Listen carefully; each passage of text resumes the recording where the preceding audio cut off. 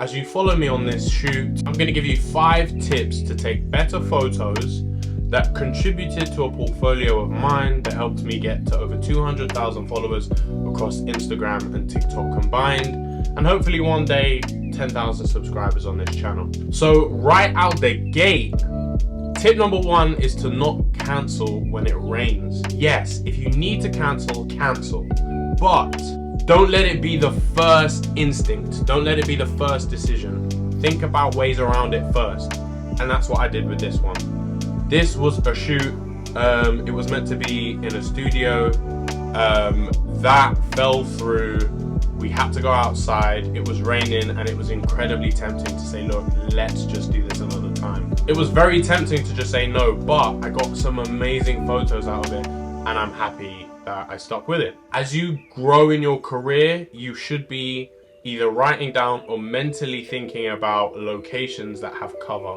Tip number 2 is to show the model the shots you are taking as you take them. This isn't to brag or show off, but to give confidence to the model, especially if you sense that they need a bit of encouragement. It's all well and good saying you're doing well, yes, this, that, and the other, but to show them over the years, nothing does better for a model's confidence than seeing that they're in the hands of a good photographer that knows what they're doing. Also, this is a good way for them to get feedback, where they might think they're doing one thing but realize that they're doing something else, or vice versa. They might think, I'm not really doing well, but then see it and be like, okay. You might even see in this video now, as I'm showing you, the confidence. You know, the model will look at the LCD and they'll be like, oh, okay, all right, let's go.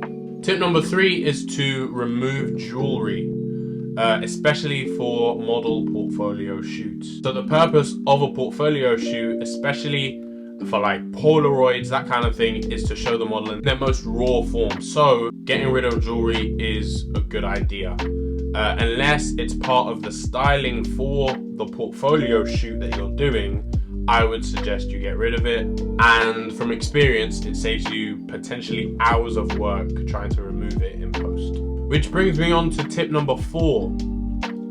The more work you do at the beginning, the less you will have to do at the end. The amount of times when I started out, I would see like dust or lint on their top and think, it's just a bit of dust, I'll remove it later. It's just a little click on Lightroom. But then you get into Lightroom and there's actually like 10 pieces of dust. And 10 pieces of dust times 100 images you're editing could be hours of extra work. But if you removed that lint right then and there, it could have been gone in 10 seconds and that would have been it. That would have been the work done. 10 seconds versus hours later on. So before every shoot, consider those things. Set a checklist if you need to for things that can be done before to save it being done after. Check for lint, check for jewelry.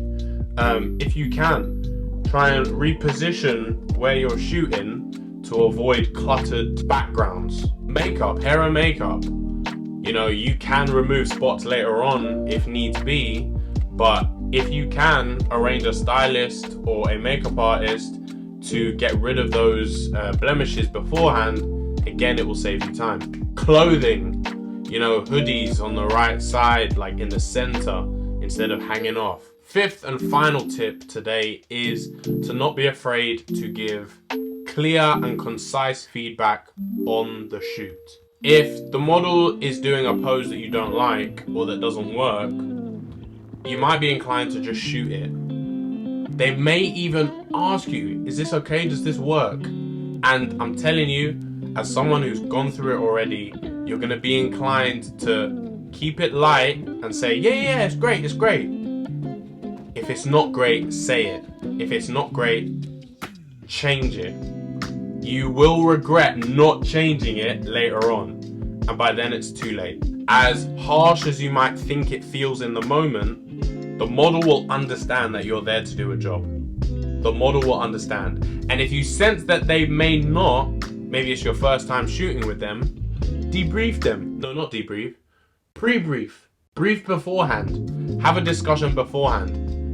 If if you're building rapport before the shoot, let's say you're walking to a location and you're light and breezy and you're cracking jokes and you're fun and you're getting along, they'll understand that you haven't just changed personalities, you're just trying to get the job done. So you might want to explain to them beforehand, hey, we're having a great time, but if stuff doesn't work, I'm gonna let you know that, and they'll understand. But what you don't want to do is go home, see the edits, realize, you know what, when the model asked if they should move to the left, you should have got them to move to the left.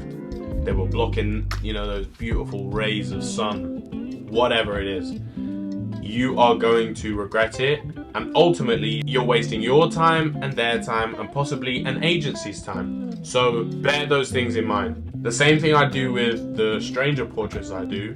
Whenever I'm nervous to approach someone, I think, okay, you're nervous now, but how will you feel an hour from now, 2 hours from now, tomorrow morning, when you think back to that moment when you let that stranger walk past you? How are you gonna feel? 9 times out of 10, you're gonna regret leaving it. So same with this, I'm saying you are going to regret not saying something in the moment. Don't be rude, that's not what I'm saying, but what I'm saying is be clear, especially if you're on a time crunch. Don't waste time hemming and hawing, you know, yeah, maybe. In my experience, most models will stand there waiting for you to say what you're trying to say. So there you go. Thanks for watching this video. I hope you found it informative. Please, feedback, negative or positive, in the comments. I hated this video. I loved this video. Just tell me why.